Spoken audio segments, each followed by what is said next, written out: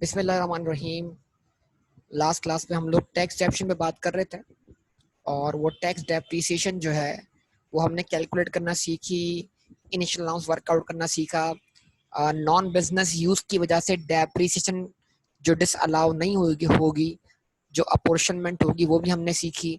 वो अपोर्शनमेंट सिर्फ और सिर्फ जो होगा नॉर्मल टैक्स डेप्शन पे एप्लीकेबल होगी, इनिशियल अलाउंस के अंदर अपोर्शनमेंट नहीं होगी अगर asset partly for business use है और partly for some other use. ये तमाम बातें आपको याद हैं, ये तमाम बातें आपने दिमाग में बिठा ली हैं बेटा। रिस्पॉन्स दीजिएगा प्लीज, ठीक है। और ये चैप्टर बहुत इंपॉर्टेंट है, इससे आपको पेपर में अक्सर और बेशतर जो है आप समझ लें 10 से 12 नंबर का सवाल देखने को मिलता है इस चैप्टर। इस चैप्टर की बहुत अहमियत है, इसको अच्छी तरह आप क्या कर लें, फिट कर लें दिमाग, सवाल बनता ही बनता है यहाँ से, ठीक है। इस चैप्टर को सबसे अहम चैप्टर मान लें आप इसका, जो क्या करता है एग्जामिनर कैपिटल गेन के सिनेरियो को मिक्स कर लेता है किससे, इस चैप्टर के सिनेरियो से, ताकि यानी ये पता लग सके क्या आपको कैपिटल एसेट के डिस्पोजल में और डेप्रिशिएबल एसेट के डिस्पोजल में फर्क समझ आता है कि नहीं आता। ये मेन पॉइंट है जो कल की क्लास में मैंने आपसे डिस्कस किया था। यस और नो बताइए। चलें जनाब, तो आज की क्लास का हमारा टॉपिक है गेन ऑन डिस्पोजल। तो अब बड़ा सिंपल सा मामला है, देखें, अगर टैक्स लॉ अकाउंटिंग डेप्रिसिएशन को नहीं मानता तो अकाउंटिंग डेप्शन चार्ज होने के बाद जो अकाउंटिंग डब्ल्यूडीवी आ रही है उसको भी नहीं मानता, और अकाउंटिंग डब्ल्यूडीवी और सेल प्रोसीड का जो डिफरेंस है गेन या लॉस, फिर टैक्स लॉ उसको भी नहीं मानता। तो अकाउंटिंग में अकाउंटिंग डब्ल्यूडीवी और सेल प्रोसीड का डिफरेंस जो गेन या लॉस है वो अकाउंटिंग गेन या लॉस कहलाएगा। तो उस अकाउंटिंग गेन या लॉस को आपने रिवर्स कर देना है, मतलब अगर आपके प्रॉफिट्स में अकाउंटिंग गेन शामिल है तो उसको लेस कर दे, अगर आपके प्रॉफिट में accounting loss on disposal charge हुआ है तो उसको ऐड बैक कर दे, यस और नो। और उसके बदले आप क्या करें, टैक्स गेन या टैक्स लॉस वर्कआउट करें, और टैक्स गेन या टैक्स लॉस क्या होगा, टैक्स डब्ल्यूडीवी और सेल प्रोसीड का डिफरेंस होगा। तो अकाउंटिंग गेन लेस करवा दें, अकाउंटिंग लॉस ऐड करवा दें, टैक्स गेन ऐड करवा दें, और टैक्स लॉस ऑन डिस्पोजल का करवा दें, लेस करवा दें। तो इस तरह आप अकाउंटिंग प्रॉफिट को कन्वर्ट कर पाएंगे किसमें, टैक्सेबल प्रॉफिट में। कोई मुश्किल बात तो नहीं है मेरे ख्याल से, आप सब इस बात को समझ पा रहे होंगे। तो ना क्या लिखा हुआ आ गया, गेन और loss on disposal of an asset taken shall be taken into business income and consider as per tax workings, that is consideration received less tax WDV. Therefore the following adjustments are required while calculating taxable business income. Yes or no? यानी जो gain और loss होगा वो जो taxable income में लिया जाएगा वो टैक्स वर्किंग के हिसाब से होगा, अकाउंटिंग वर्किंग के हिसाब से नहीं होगा। तो लिहाजा आपको एडजस्टमेंट करनी होगी, और वो एडजस्टमेंट क्या होगी, अकाउंटिंग गेन ऑन डिस्पोजल अगर आपकी इनकम में शामिल है अकाउंटिंग प्रॉफिट में लेस कर डिडक्ट कर दें, और उसके बदले टैक्स गेन अगर हुआ है तो क्या करते हैं, ऐड करते हैं। अकाउंटिंग लॉस है जो कि चार्ज हुआ है ऐड कर दें, और अगर टैक्स में लॉस है तो क्या कर दें, उसको लेस कर दें। तो कितने सिनेरियो बने, वैसे ये 4 सिनेरियो बने। नंबर 1, हो सकता है अकाउंटिंग में लॉस हो, ऐड करवा दिया। हो सकता है टैक्स में लॉस हो, लेस करवा दिया। हो सकता है अकाउंटिंग में लॉस हो, ऐड करवा दिया। हो सकता है टैक्स में गेन हो, ऐड करवा दिया। हो सकता है अकाउंटिंग में गेन हो, लेस करवा दिया। हो सकता है टैक्स में गेन हो, ऐड करवा दिया। हो सकता है अकाउंटिंग में गेन हो, लेस करवा दिया। हो सकता है टैक्स में, हो सकता है अकाउंटिंग में गेन हो, लेस करवा दिया। हो सकता है टैक्स में लॉस हो, वो लेस करवा दिया। तो इस तरह की 4 सिचुएशन बन सकती हैं किसी भी एसेट के हवाले से। यस और नो बोलिए, रिस्पॉन्स दीजिए, जवाब। 4 केसेस बन सकते हैं,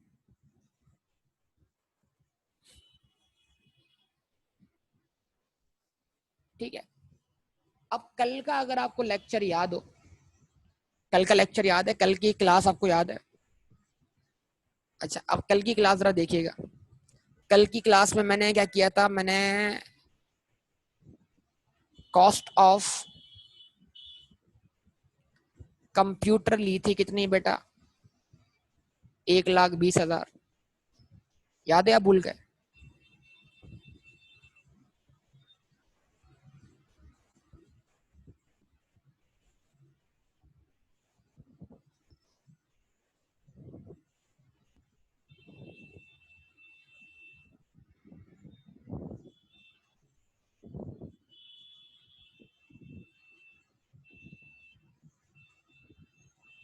कल आपको वर्किंग करके बताई थी मैंने बेटा।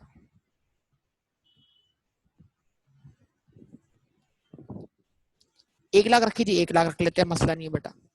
क्या हुआ, एक नई एग्जाम्पल बन जाएगी। चलो खैर है, आपकी फरमाइश पूरी करते हैं। 1 लाख भाई, वो बोल रहे हैं 1 लाख, तो 1 लाख रख लीजिए भाई, 1 लाख।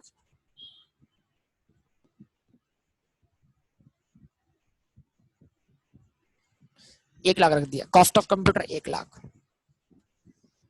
अच्छा, लेस क्या किया भाई? इनिशियल अलाउंस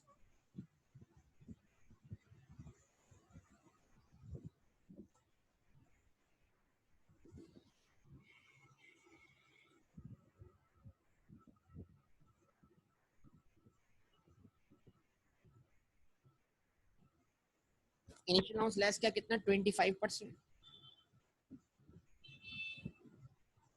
कितना बेटा? 25,000 रुपए।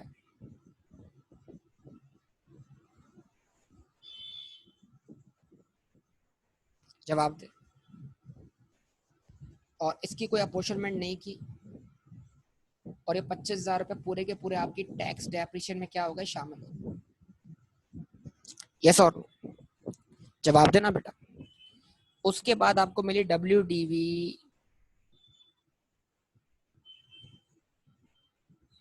Eligible for normal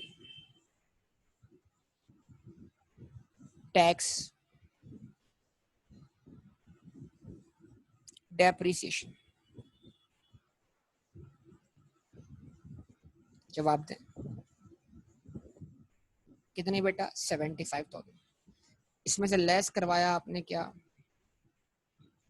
normal tax depreciation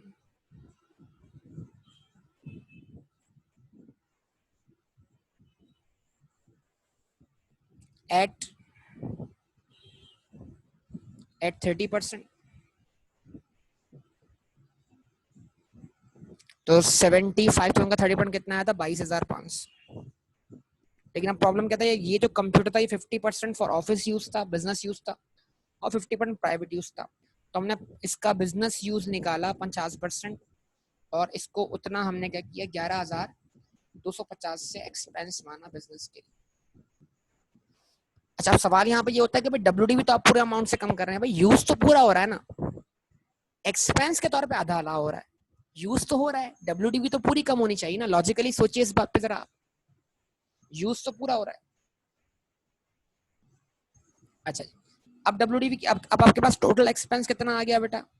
36,250। जवाब दें बेटा। और यहाँ पर WDV बची आपके पास, WDV एट ईयर 1 कितनी बेटा?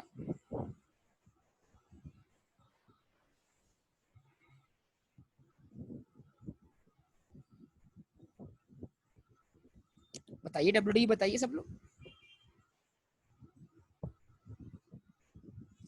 75,000 में से 22,500 माइनस करें बेटा, WDV बताइए क्या आ रही है?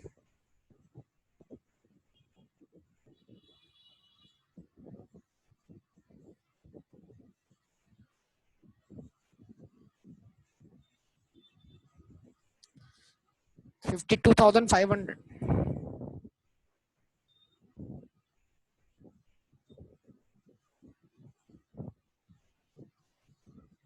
इसमें से अब लेस करें आप क्या?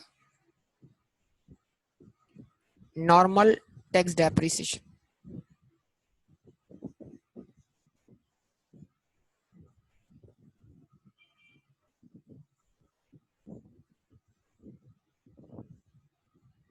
ठीक है जी। एट 30%। ईयर 2 की डेप्शन निकालें, 52,500 का 30%, 15,750। 15,750 की आपने कर दी अपोर्शनमेंट। कितनी अपोर्शनमेंट की बेटा? 50%। क्या आंसर आया आपके पास? 50% आंसर क्या आया इसका? 7,875।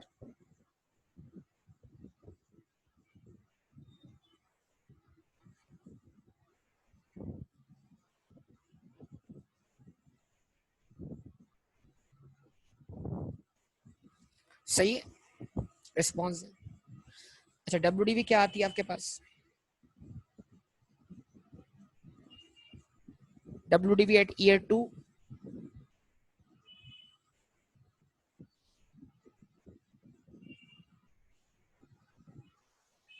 कितनी आती है डब्ल्यूडीवी? 36,750।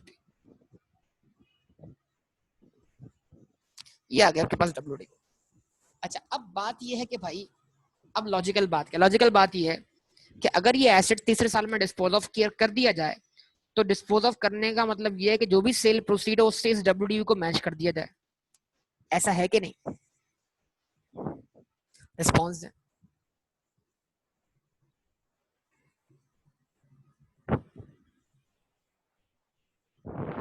क्या कहते हैं?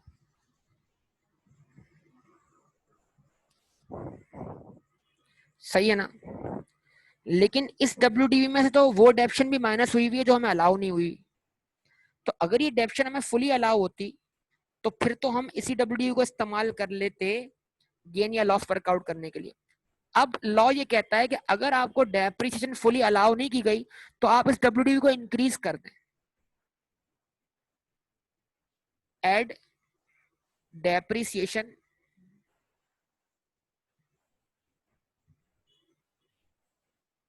disallowed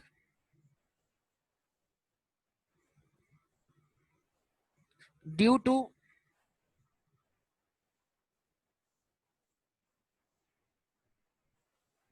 non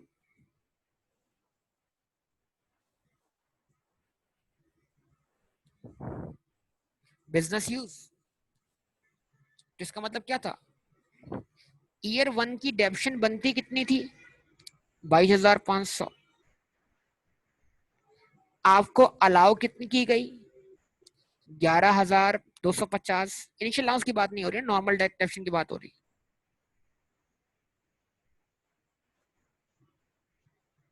डिफरेंस क्या आया? 11,250। ईयर 2 की आपकी डेप्शन क्या बनती है भाई? 15,750। और आपको अलाउ की गई इसमें से कितनी? 7,875। तो आपको डिस अलाउ कितनी की गई? उतनी ही, हाफ, 7,875। तो जब आप क्या करेंगे, इसको ऐड कर देंगे इसमें, तो अब आपके पास क्या होगा? डब्ल्यूडीवी आ जाएगी।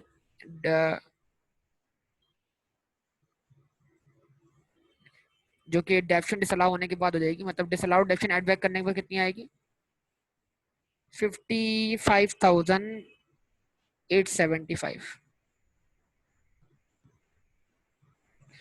मतलब अगर मैं देखें, अगर मैं इस डब्ल्यूडीवी को मैच करता सेल प्रोसीड से, तो इसमें ये वाले एलिमेंट भी माइनस हुए हैं, तो इतने अमाउंट से मेरा गेन बढ़ जाता। और जब मैंने वो पोर्शन जो मैंने बिजनेस में कंज्यूम नहीं किया वो एड बैक करवा दिया, तो डब्ल्यूडीवी इंक्रीज हो गई। तो डब्ल्यूडीवी इंक्रीज होने से क्या होगा? जो भी गेन होगा वो इतने अमाउंट से क्या हो जाएगा? कम हो जाएगा। तो असल में जो गेन या लॉस होता है ना, वो आपकी डेप्रीसिएशन जो कि आपने ज्यादा या कम चार्ज की होती है उसका एडजस्टमेंट होता है। समझ पा रहे हैं बात को?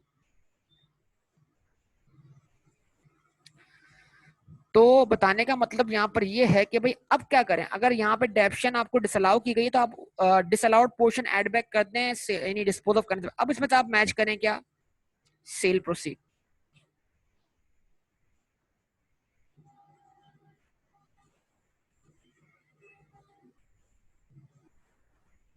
और वो सेल प्रोसीड्स क्या है?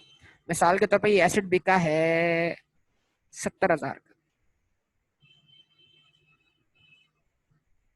तो गेन हुआ आपको कितना गेन हुआ बताइए।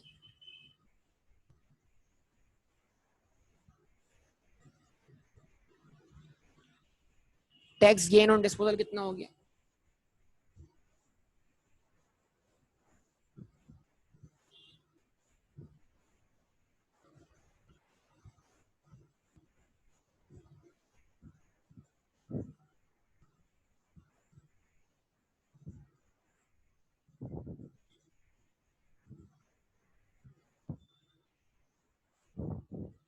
$14,125। अब जरा सोचिए, अगर यही सेल प्रोसीड इससे मैच होती तो गेन क्या होता?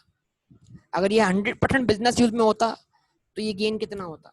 फिर डब्ल्यूडीवी ये वाली मैच होती इस सेल प्रोसीड से, तो बताइए गेन कितना आता, जरा चेक करके बताइए। रिस्पॉन्स, अगर ये बिजनेस 100% बिजनेस यूज के लिए इस्तेमाल होता तो गेन कितना आता? गेन कितना आता?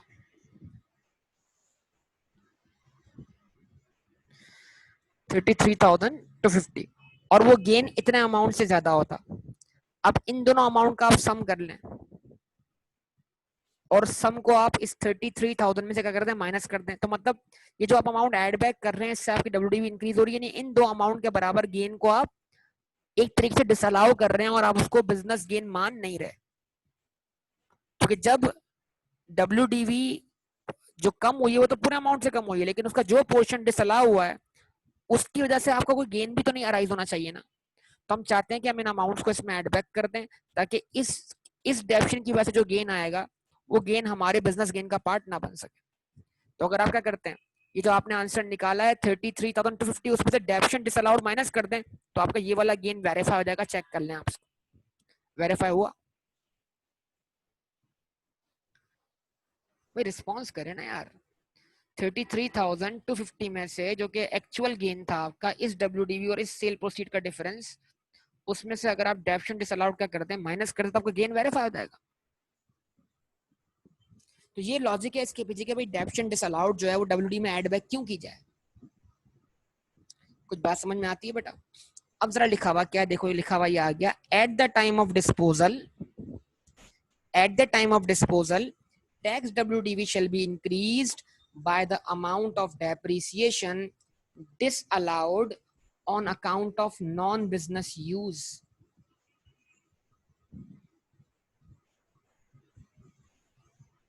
At the time of disposal, tax WDV shall be increased by the amount of depreciation disallowed on account of non-business use. Response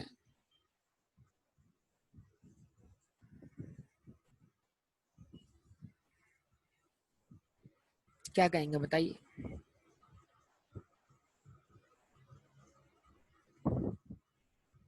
जी इसी पे हमने अमल किया ना अभी आपके सामने, इसी लाइन को फॉलो किया ना।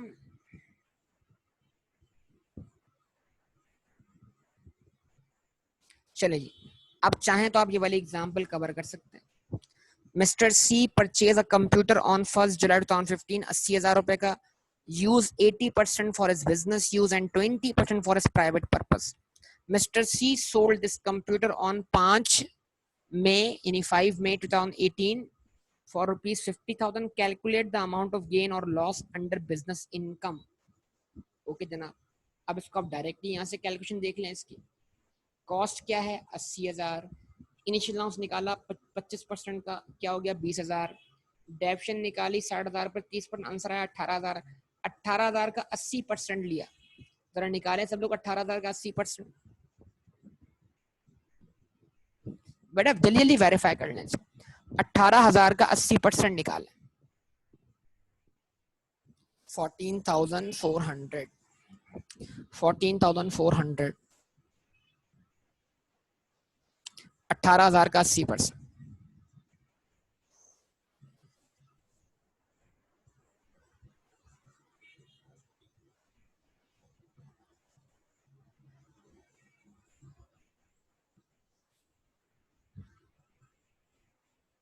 ठीक है।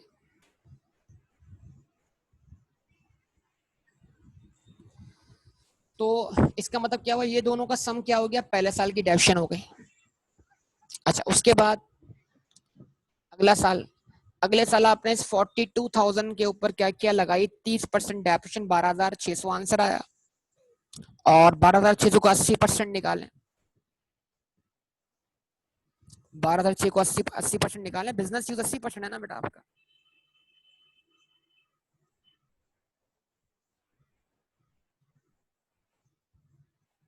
10,080 आ गया।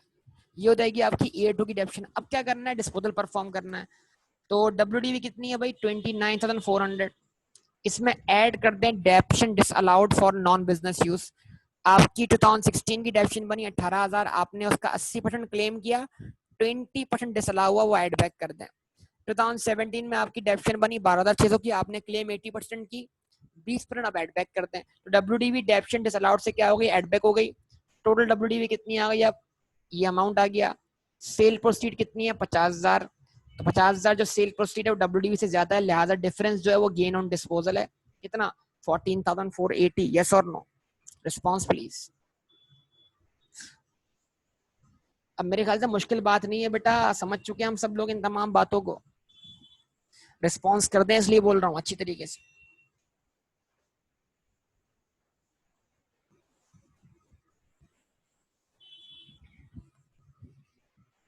क्या कहते हैं आप लोग।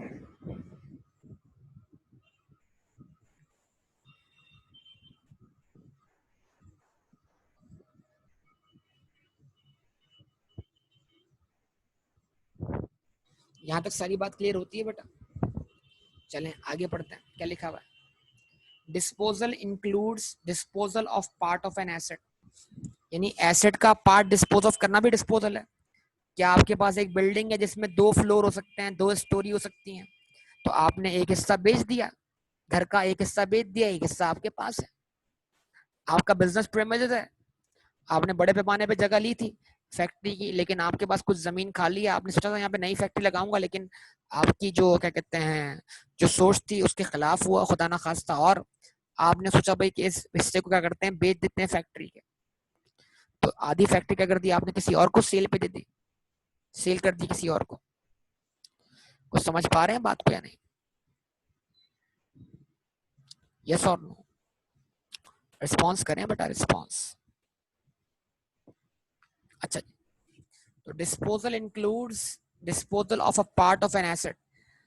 A person shall be treated to have made disposal when he parts with the ownership of the asset। मतलब जब आप ऑनरशिप खत्म हो जाती, आप किसी एसेट के ऑनर हो और अब उसके आप ऑनरशिप नहीं रहे, ऑनरशिप आपसे बिछड़ गई, तो इसका मतलब क्या हो गया, वो एसेट डिस्पोज ऑफ हो गया।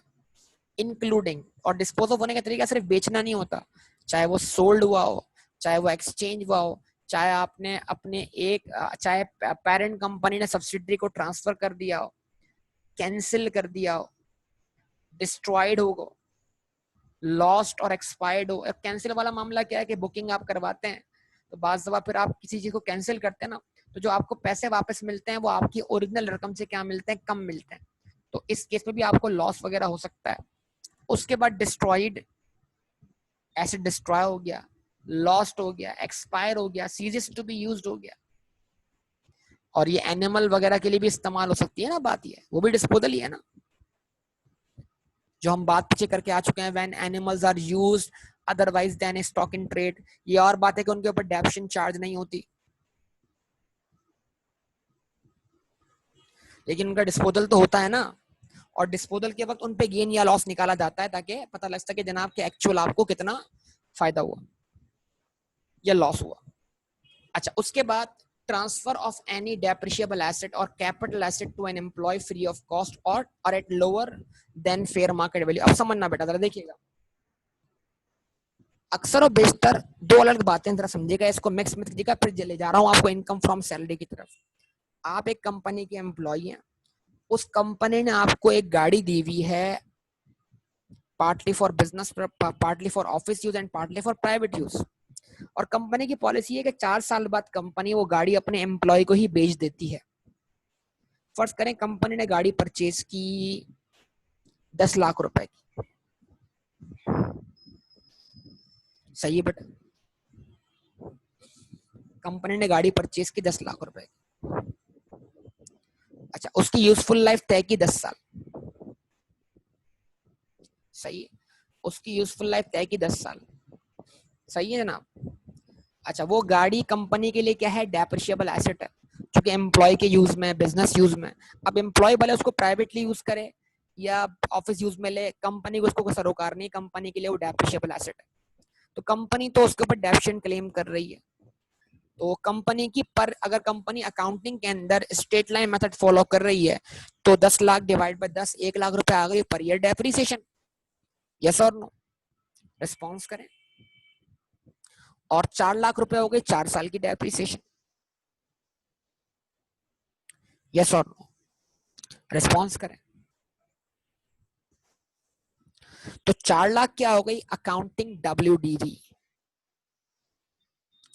अच्छा, इन 4 सालों में जो आपने व्हीकल इस्तेमाल किया वो कंपनी की ही मिल्कियत है, तो ऑनर कंपनी हुई। कंपनी जो इस गाड़ी की मिल्कियत एम्प्लॉय को नहीं मिलेगी, तो एम्प्लॉय इस गाड़ी को जो इस्तेमाल कर रहा है वो बाहैसियत परक्विजिट कर रहा है। तो क्या होगा भाई, गाड़ी की कॉस्ट का 5% या 10% एम्प्लॉय की सैलरी का पार्ट बन रहा होगा इन 4 सालों में। यस और नो। और कंपनी इस कार के ऊपर डेप्रिसिएशन क्लेम कर रही होगी टैक्स पॉइंट ऑफ व्यू से अपनी इनकम फ्रॉम बिजनेस के अगेंस्ट। यस और नो। 4 साल पूरे होते हैं, 5वें साल के स्टार्ट की बात करते हैं। अब एज पर पॉलिसी कंपनी ये गाड़ी आपको बेच रही है, और अक्सर और बेशतर कंपनीज क्या करती हैं, इन गाड़ियों को अपने एम्प्लॉयज को अकाउंटिंग WDV पे सेल कर देती है, ताकि अकाउंटिंग में नो गेन नो लॉस आ जाए। तो फर्ज करें अगर ये गाड़ी कंपनी आपको 6 लाख में बेच देती है, तो कंपनी का अकाउंटिंग गेन या लॉस क्या हो गया, निल हो गया, जीरो हो गया। क्यों? क्योंकि अकाउंटिंग WDV भी 6 लाख है और सेल प्रोसीड भी 6 लाख है। यस और नो, रिस्पॉन्स दे, रिस्पॉन्स दे, रिस्पॉन्स दे। सही है, लेकिन फर्ज कर लें गाड़ी की फेयर मार्केट वैल्यू 8 लाख रुपए,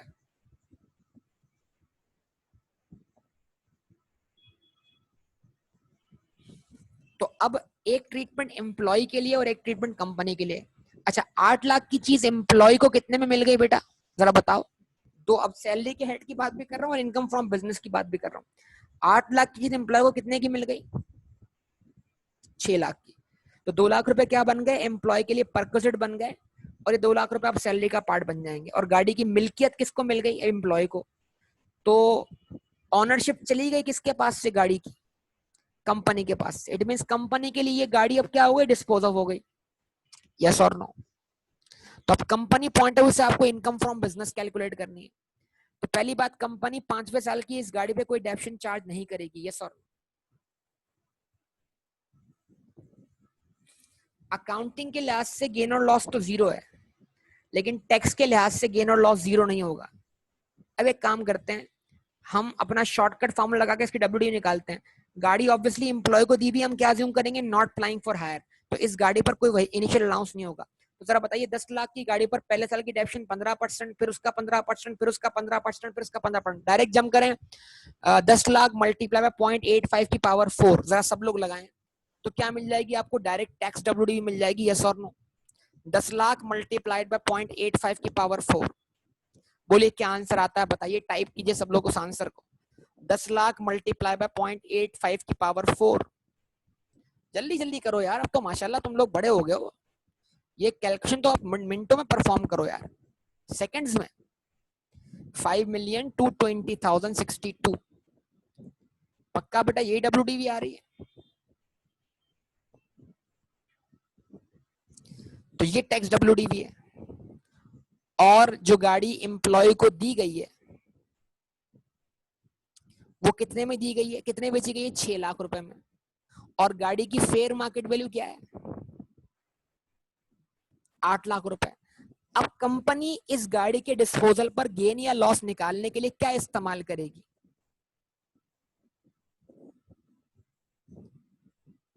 8 लाख इस्तेमाल करेगी या 6 लाख इस्तेमाल करेगी। तो इस लाइन को जरा पढ़िए, सिचुएशन समझिए। Transfer of any depreciable asset और capital asset to an employ free of cost और lower than fair market value. shall be considered as disposal and taxable in the hands of employer at fair market value. तो अगर गाड़ी employ को दी गई है free of cost या market value से कम पर, तो सेल प्रोसीड फिर फेयर मार्केट वैल्यू के बराबर मानी जाएगी। तो कंपनी के लिए सेल प्रोसीड फिर 6 लाख ली जाए या 8 लाख ली जाए? रिस्पॉन्स करें ना बेटा, रिस्पॉन्स करें ना, ये तो टाइम है रिस्पॉन्स करने का। 8 लाख, और इस 8 लाख से मैच कर दें जरा टैक्स डब्ल्यूडी भी आप लोग। 5 मिलियन कितनी थी, सॉरी 5 मिलियन नहीं, 5 लाख, 5 मिलियन बोल रहा हूँ। 8 लाख में से 5 लाख कितना अमाउंट आ रहा था? 5 लाख। टैक्स डब्ल्यूडी का अमाउंट क्या आ रहा था बताइए प्लीज दोबारा से।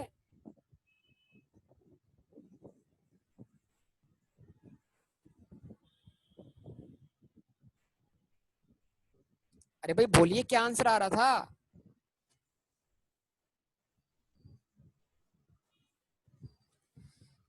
बेटा 5 मिलियन नहीं आ रहा, तुम गलत लिख रहे हो ना। 5 लाख 10 लाख की तो गाड़ी है यार। 5,22,000 आ रहा होगा, 5,22,000। 5 मिलियन तुम लिख रहे हो, मैं भी उसको 5 मिलियन पढ़ रहा हूँ यार, तुम भी गलती कर रहे हो बार बार।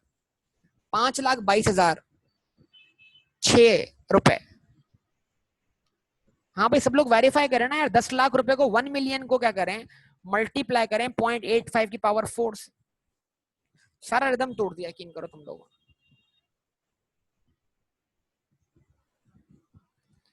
बेटा क्या आंसर आ रहा है प्लीज रिस्पॉन्स।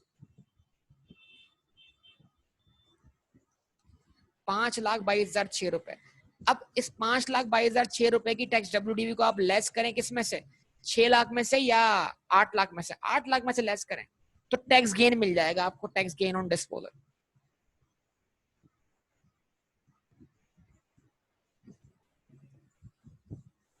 ठीक है बेटा, तो उम्मीद करता हूँ बात समझ में आ गई होगी आपको।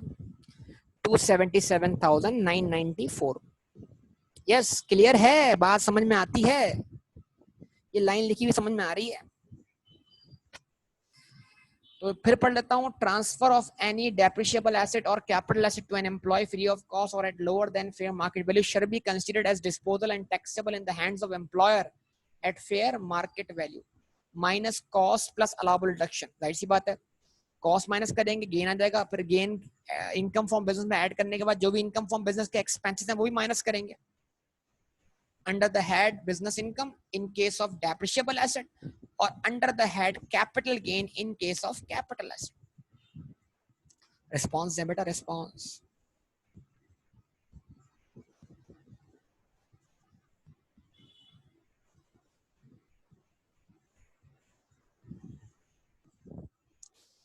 ठीक है जी। This concept is also applicable if the asset is transferred to any other person for any reason including on account of sales promotion scheme. तो जो इनाम में गाड़ियां दी जाती हैं वो भी एक तरह से डिस्पोजल है। मतलब एक कंपनी ने गाड़ी परचेज की इनामी स्कीम के लिए, कंपनी उस गाड़ी का ऑनर है, और जब वो इनाम दे दी जाएगा तो कंपनी के पास से वो ऑनरशिप चली जाएगी, तो वो भी टैक्स पर्पस के लिए डिस्पोजल कहलाएगा। तो वो डिस्पोजल फेयर मार्केट वैल्यू पे रिकॉर्ड किया जाएगा और उसमें से उसकी डब्ल्यूडीवी क्या की जाएगी, मैच की जाएगी, ताकि उस पर भी गेन या लॉस अराइज हो सके। कोई मसला बेटा यहाँ तक हो तो बोलिए, रिस्पॉन्स दीजिए बराए मेहरबानी।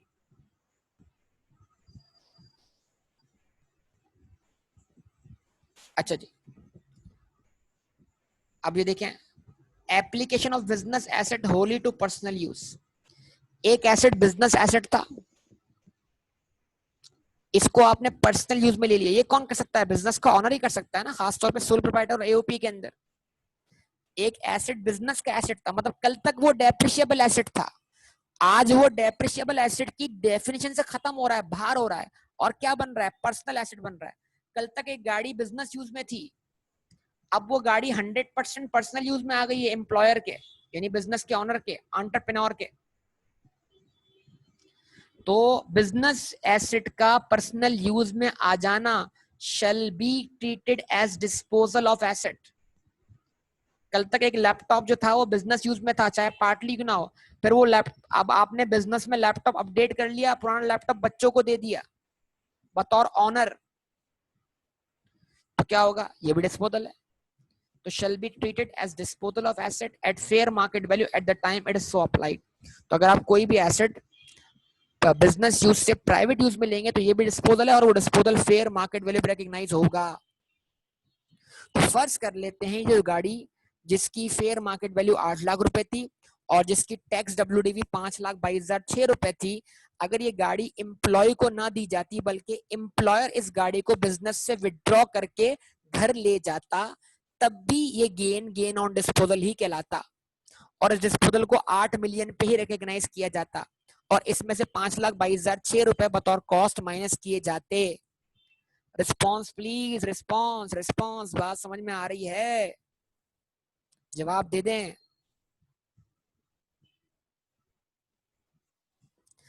अब इस तरह हो सकता है कि कोई पर्सनल एसेट कहाँ इन्वेस्ट हो जाए, बिजनेस में हो जाए, तो फिर उसकी कॉस्ट क्या होगी? फेयर मार्केट वैल्यू होगी बिजनेस के लिए।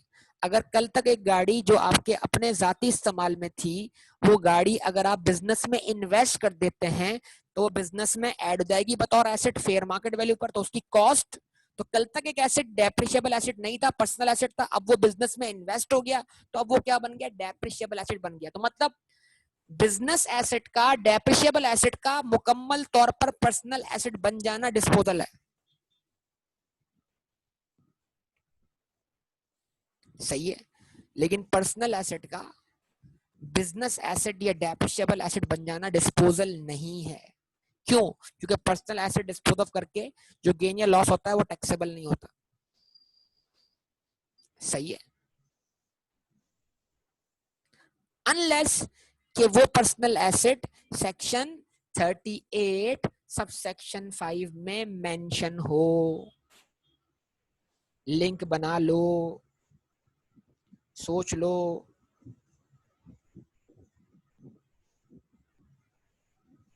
बात क्लियर हो रही है बेटा?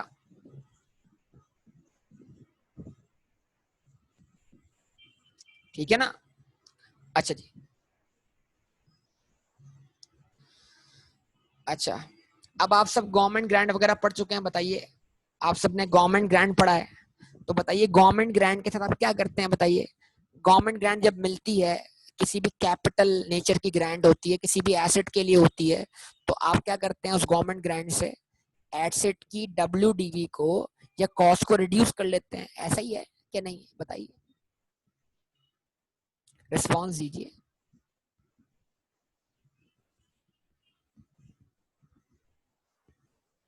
तो लिखा हुआ क्या आ गया? Any rebate, commission, grant or subsidy not being in the nature of loan from government or any other person shall be deducted from the cost of the asset. जो भी आपको ग्रांट मिली है जिससे आपको एसेट की कॉस्ट बियर नहीं करनी पड़ी या आपको सपोर्ट मिली है, रिकवरी हो गई है, एसेट की कॉस्ट जो आपने अपनी जेब से खर्च की थी उसकी रिइंबर्समेंट कहीं से मिल गई है आपको, तो वो जो ग्रांट आपको मिली है या सब्सिडी आपको मिली है या रिबेट आपको मिला है, वो क्या कर देगा? एसेट की कॉस्ट को रिड्यूस कर देगा। ठीक है जी। अब इसमें एक सिचुएशन ये भी बनती है कि आपने लोन लिया गवर्नमेंट से एक नया प्लांट और मशीनरी लगाने के लिए, ठीक है, बाद में गवर्नमेंट ने वो लोन माफ कर दिया, तो क्या होगा फिर? इस केस में जो लायबिलिटी आपकी रिमूव होगी, वो लायबिलिटी क्या कर देगी? आपकी एसेट की कॉस्ट को रिड्यूस कर देगी, WDV को रिड्यूस कर देगी। तो FBR ब्रोशर क्या कहता है? Waiver of debt owed by the taxpayer related to acquisition of an asset shall also be deducted from the cost of WDV। शर्त यह है कि वो लोन उसी एसेट को खरीदने के लिए या कंस्ट्रक्ट करने के लिए लिया गया, और बाद में अगर वो लोन आपको माफ होता है तो फिर आप उस लोन के माफ होने को डायरेक्टली इनकम ना मानो, बल्कि आप उससे अपने उस एसेट की कॉस्ट, या अगर आप कॉस्ट को डेप्रिशिएट कर चुके हो तो फिर उसकी WDV को रिड्यूस कर दो। क्या बात समझ में आती है बेटा आप लोग?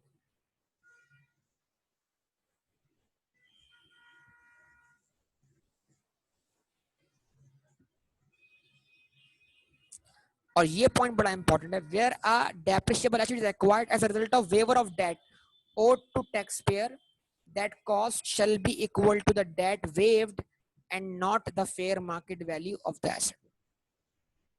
इस लाइन का मतलब बताओ क्या?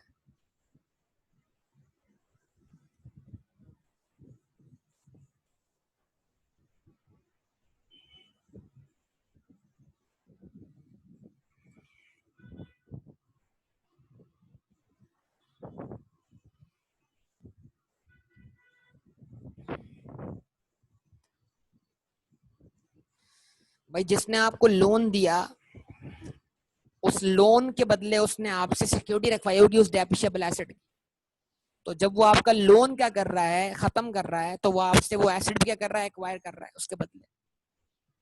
तो इसका मतलब क्या है, लोन लायबिलिटी खत्म करने के बदले क्या मिल गया आपको, एसेट मिल गया।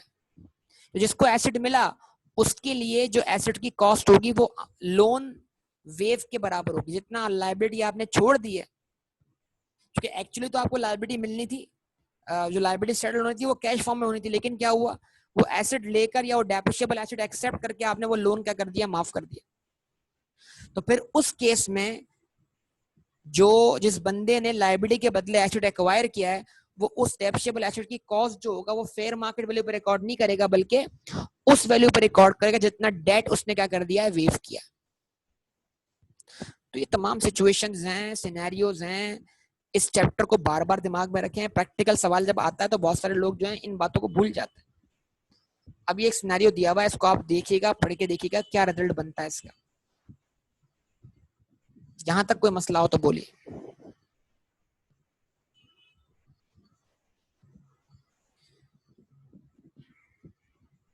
उसके बाद पॉइंट नंबर एच आ रहा है आपके पास। एच पॉइंट क्या है, एक्सचेंज डिफरेंसेस। ये क्या है भाई, एक्सचेंज डिफरेंसेस।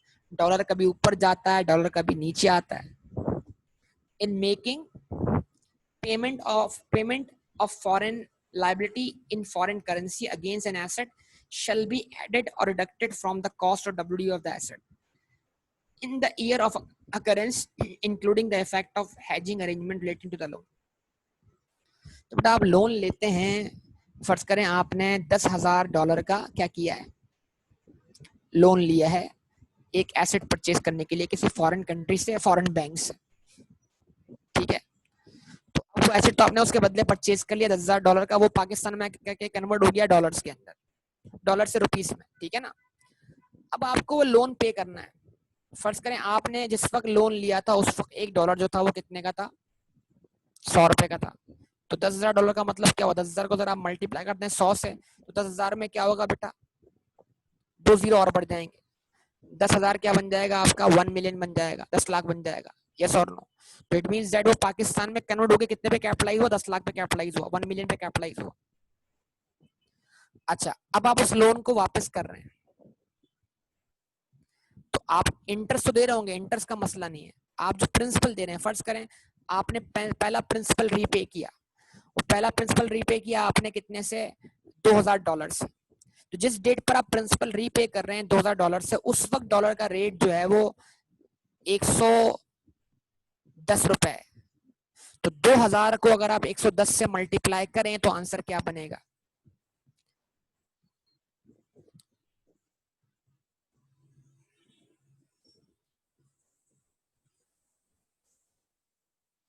$2,20,000। और अगर एक्सचेंज रेट जो था वो स्टेबल रहता, वो 100 ही रहता, तो आपकी जेब से कितना जाता बेटा, 2,20,000 जाता, 2 लाख जाता, 2 लाख जाता। तो इसका मतलब क्या है, आप 20,000 रुपए एक्सचेंज रेट की वजह से ज्यादा पे कर रहे हैं। तो क्या करें, इस 20,000 को भी एसेट की WDU में ऐड कर दें, कॉस्ट का पार्ट बना दें, जो इजाफी आप दे रहे हैं। कुछ समझ पा रहे हैं मेरी बात को, क्योंकि 2 लाख तो वो ओरिजिनल अमाउंट के तौर पर रिकॉग्नाइज है जो इनिशियली आपने कन्वर्जन किया था, ऐसे ही है ना। अच्छा फर्ज करें, आप फर्ज करें, एक और चीज समझें, एक और चीज समझें, पहले इंस्टॉलमेंट दे रहे हैं आप $2,000 की लोन रीपे करने की, और उस वक्त एक्सचेंज रेट 100 से नीचे गिर गया है, और $1 जो है वो कितने का हो गया, 80 रुपए का हो गया। तो जरा बताइए $2,000 को जरा आप 80 से मल्टीप्लाई कीजिए, बताइए अब आंसर क्या बनता है।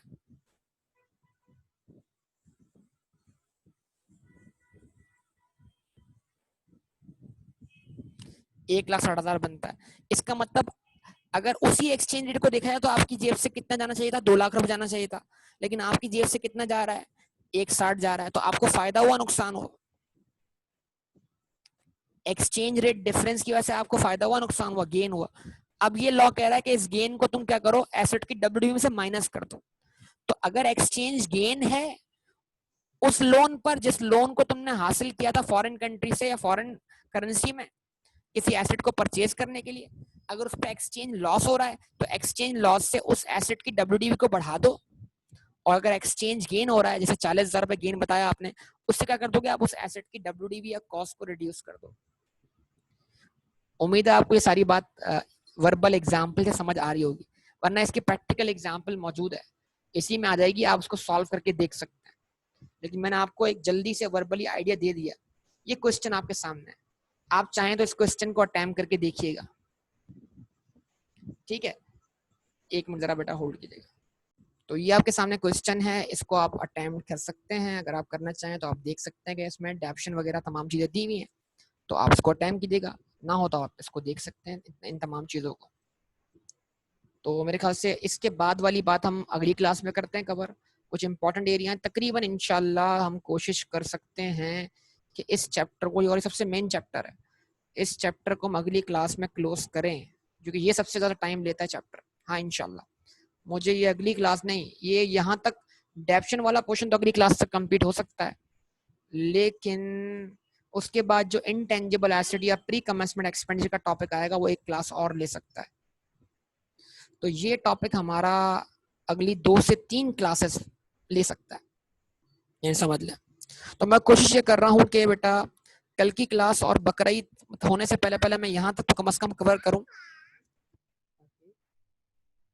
मेरे पास जो हो वो स्पेस ज़्यादा हो, क्योंकि उसके बाद जो है वो थ्योरेटिकल आइटम ज़्यादा होंगे जो कि जल्दी कवर हो सकते हैं, और मेन चीज़ जो न्यूमेरिकल वाला एरिया वो आपके सामने अच्छा खासा कवर हो जाएगा। तो बेटा उम्मीद करते हैं इंशाल्लाह बाकी बातें आपसे करेंगे अगली क्लास में। ओके बेटा, अल्लाह हाफिज़।